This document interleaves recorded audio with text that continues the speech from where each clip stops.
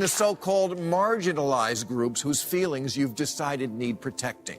Because trust me, somewhere right now, there are 3 clueless white girls in Texas who are planning to go as a mariachi band. And when they do, liberal Twitter will lose and the rest of America will go, oh, for sake, when did liberals become the fun police? Does anybody remember when conservatives were the ones with the sticks up their? We went from yes, we can to oh, no, you didn't. Halloween is almost here, a time for wild imaginations, clever costumes, and unapologetic fun. But as always, the joy police are out in full force. The so-called woke left has already begun circulating its annual list of forbidden costumes, claiming offense at every possible turn.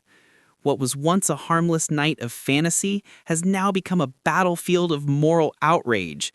But Bill Maher isn't having it. He's calling out the madness, accusing the outrage brigade of strangling creativity and turning Halloween into a lecture. And trust me, Maher's takedown is as sharp as a carving knife.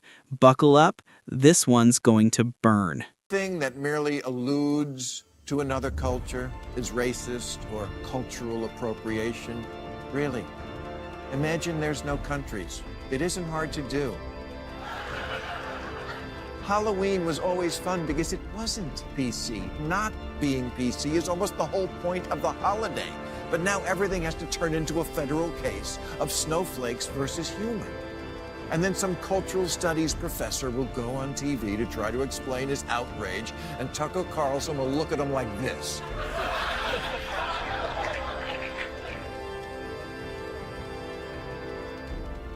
Maher's absolutely right. Not every costume or action on Halloween amounts to cultural appropriation. Sometimes it's simply admiration. People celebrating the beauty, artistry, and creativity of other cultures. Humanity has always borrowed, shared, and evolved through cultural exchange. A kimono, a sari, or a mariachi suit doesn't always signal mockery. Often, it's an appreciation of global traditions and a recognition of their beauty.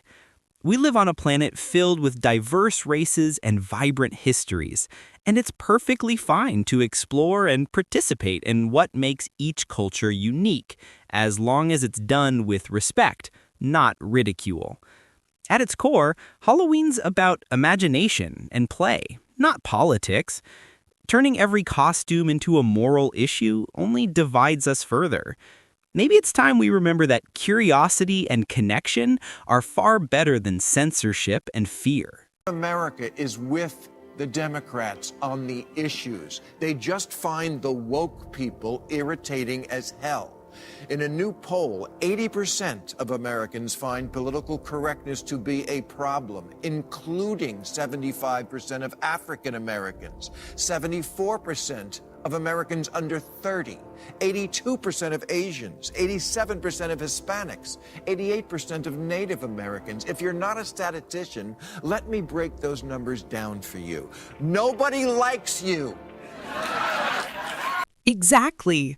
Political correctness and cancel culture have evolved into powerful forces that now stifle free speech, creativity, and individuality. What began as a call for empathy has morphed into a culture of fear, one where people second-guess every joke, opinion, or costume, constantly worrying they might offend someone. This anxiety has seeped into even the most innocent traditions, including Halloween. Freedom of expression isn't just about what we say, it's about how we express ourselves, including what we choose to wear.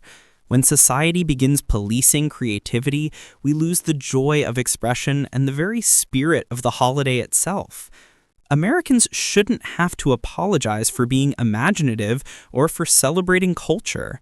As Maher points out, the real danger isn't a controversial costume, it's the chilling effect of political correctness on our ability to simply be ourselves. So-called marginalized groups whose feelings you've decided need protecting.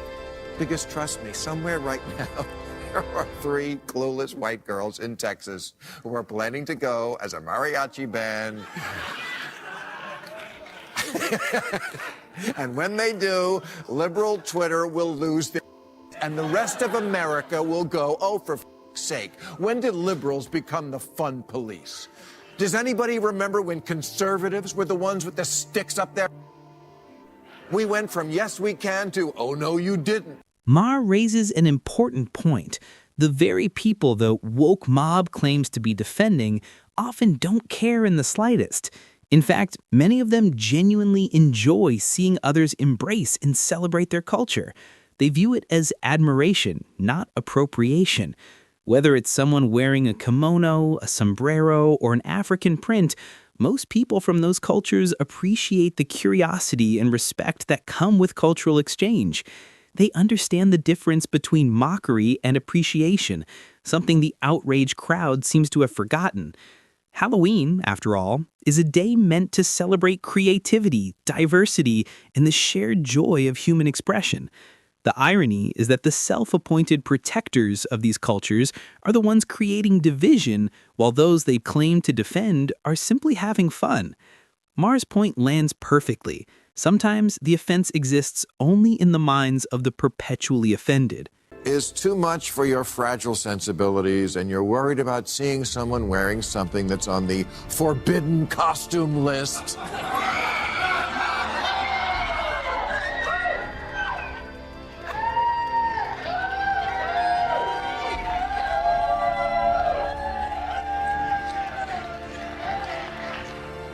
Just stay the home. If Halloween is too much for your fragile sensibilities and you're worried about seeing someone wearing something from the forbidden costume list, here's a simple solution. Go to bed early. Every year, a wave of self-righteous articles and videos emerges lecturing everyone on what's acceptable to wear and what's not. It's exhausting. What used to be a lighthearted night of imagination has turned into a cultural minefield where even fake fangs or face paint can spark outrage. The irony is that the people doing the policing often miss the point entirely. Halloween isn't about offense. It's about creativity, humor, and escapism. Constantly monitoring other people's choices only drains the joy from something that's meant to bring everyone together. Maybe, instead of scrolling through endless lists of forbidden costumes, we should let people enjoy themselves for one night without turning it into a moral battlefield. Through this lists of costumes you better not wear, lest a night of irreverent dress-up spiral into something that resembles fun. Here's an idea, clickbait websites. I won't tell you how to harvest and sell my personal data, and you don't tell me what I can wear on Halloween. Because Halloween is supposed to be outrageous. It's a festival of the sacrilegious and a celebration of the grotesque, from zombies to ghouls to bobbing for apples and other people's saliva. Halloween is that one night of the year when people are free to unleash their wildest and strangest fantasies, to be grotesque, hilarious, or completely ridiculous, all in good fun. It's a harmless escape from the ordinary, a night when imagination runs wild and judgment takes a backseat. For just a few hours, adults transform into monsters, ghosts, or pop culture icons, celebrating everything bizarre and weird. Yet somehow, even this innocent tradition has become problematic to some. There are people who manage to find offense in costumes that were never meant to harm anyone. But Halloween was never about mockery or disrespect. It has always been about play, satire, and creativity, a time when the world collectively takes a breath and remembers not to take itself too seriously. It's a shared cultural moment where everyone can laugh at themselves and at the absurdity of life. Turning that into a political debate completely misses the point and the magic of what makes Halloween special. There's a new list of offensive things we shouldn't do on the day that's all about being offensive. You know what I want to cancel? November 1st, All Scolds Day. When the good people announce which costumes the bad people wore. BuzzFeed, I mean Buzz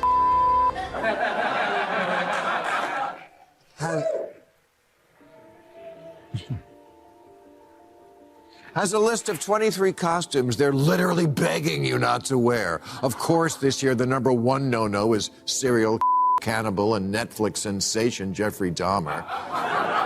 The argument against wearing a Dahmer costume, for example, is that it supposedly glorifies him, that by dressing like him, you're somehow turning him into a hero. But that's not how most people see it, and it's certainly not the point. Halloween has always been about the macabre and the grotesque, a celebration of the strange, the dark, and the horrifying, all in a tongue-in-cheek way. Dressing up as Dahmer isn't an endorsement of his crimes. It's an acknowledgement of how deeply his story shocked and fascinated the public. It's no different from someone dressing as a vampire, a zombie, or a movie villain, all of which are rooted in horror.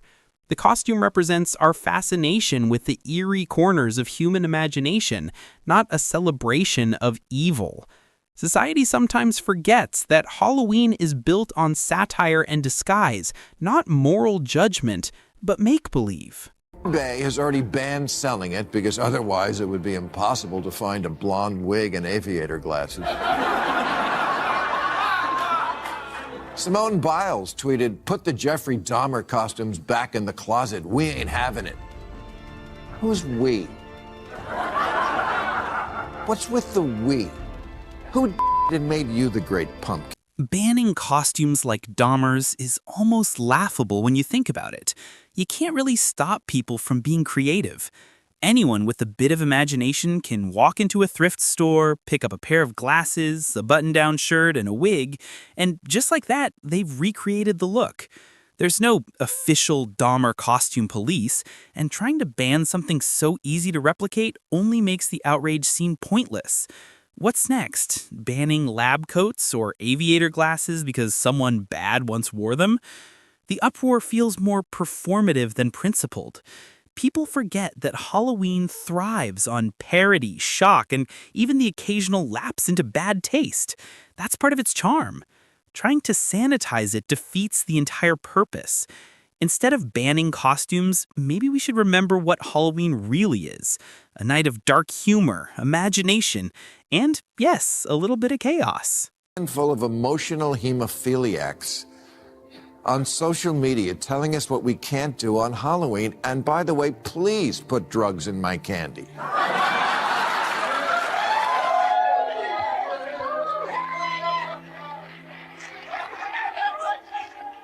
Listen to these other verboten costumes on stupid lists this year, including Queen Elizabeth because it's too soon.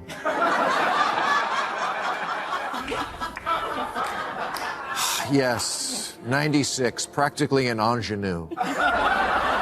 This is actually hilarious when you think about it. Halloween, at its core, was meant to honor and remember the dead, a night to acknowledge those who've passed, whether centuries ago or just last year.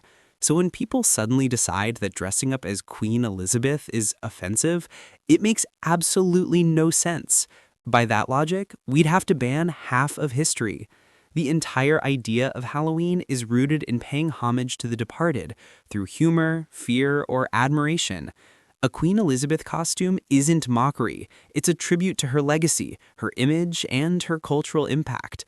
People dress up as Elvis, Cleopatra, and even presidents, not because they disrespect them, but because these figures left a mark on history. If anything, being remembered on Halloween means you've become iconic enough to be immortalized in costume form. Of course, don't even think about characters outside of your race, and no genies, because genies were slaves, okay. No schoolgirls, no Playboy bunnies, no celebrities accused of including Elvis. You can't dress up as Elvis? That's an entire industry. So, if we can't dress up as the people Maher just mentioned, then who exactly is left to portray?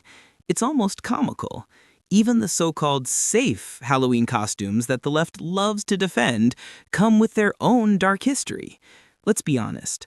Witches, devils, zombies, vampires, none of them were saints. They all have roots in fear, superstition, and evil.